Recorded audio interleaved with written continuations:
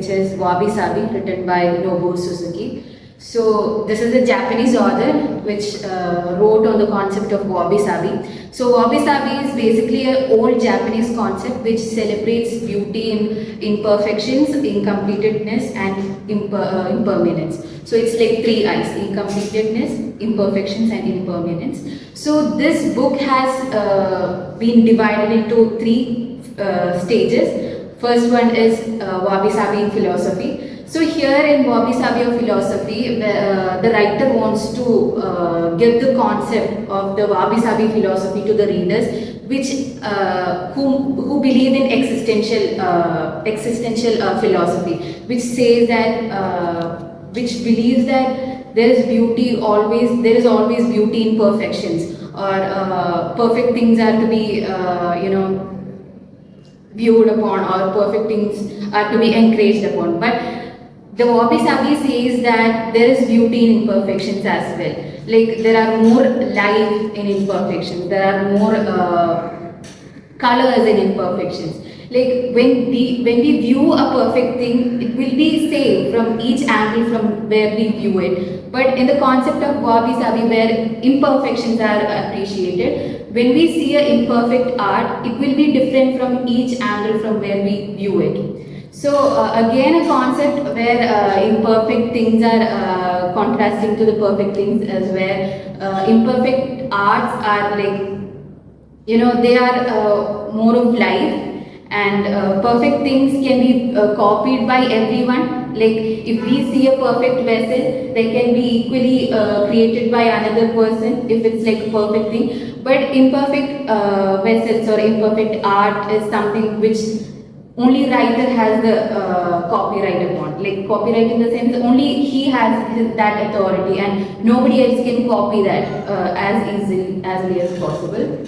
So that is philosophy in Wabi Sabi. Next we move on to the art in Wabi Sabi. Art, as I mentioned before, it's based on imperfect arts. Like he mentioned about raku. Raku is an old Japanese pottery technique which is like made of low oven temperatures. So in raku as well, we can see imperfect things, like they use the pots and vessels which are imperfect, which they think that there's more life in that. And they also mentioned about the Enso circle. Enso circle is something which we draw. It's a calligraphic technique where we draw a circle with one stroke. No more additional thing is done. Within one stroke, a circle is made, but the circle is not complete. The circle is not joining into it, which means that it is incomplete. Like art can be incomplete, art can be imperfect, and art can be impermanent as well.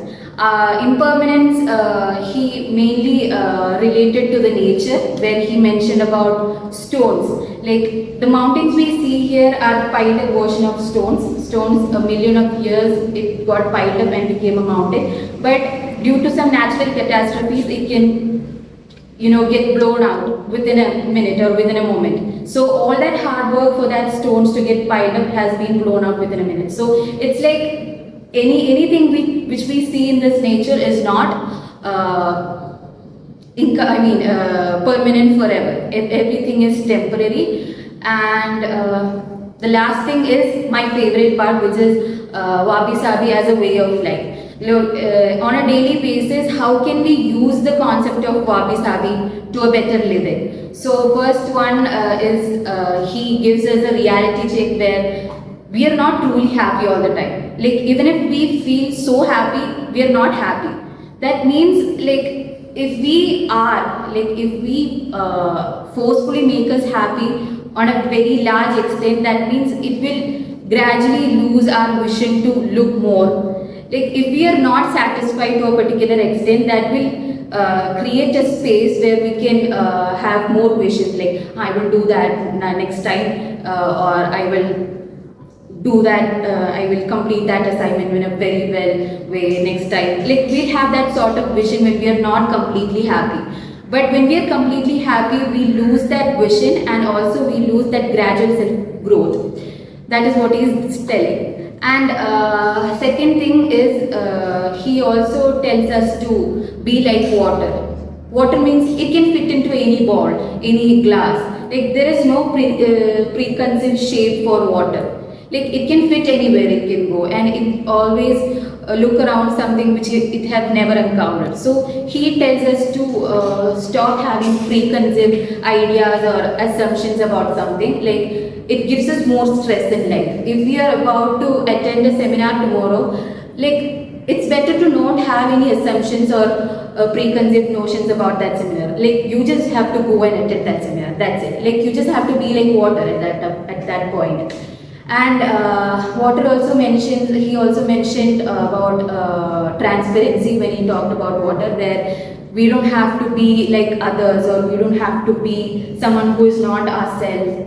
Like water is transparent. Like it doesn't have any other color or something. So it just like that, we also can have, we also can be ourselves and not play along with others, or not to change ourselves but to please others. That is not the concept of Wabi Sabi. And he also talked about the importance of writing haiku. Haiku is something which we can write at a particular, like haiku is something which is like 3 sentence phrase which we see at a particular moment. So it can be like a bright sunny day, and a second line as Tamu is sleeping. Tamu means a cat. Tamu is sleeping. And third line as I'm sipping hot coffee. Like, what do you write, what do you think of that moment? You can write it as haiku so that it can, increase more of your critical mind as well.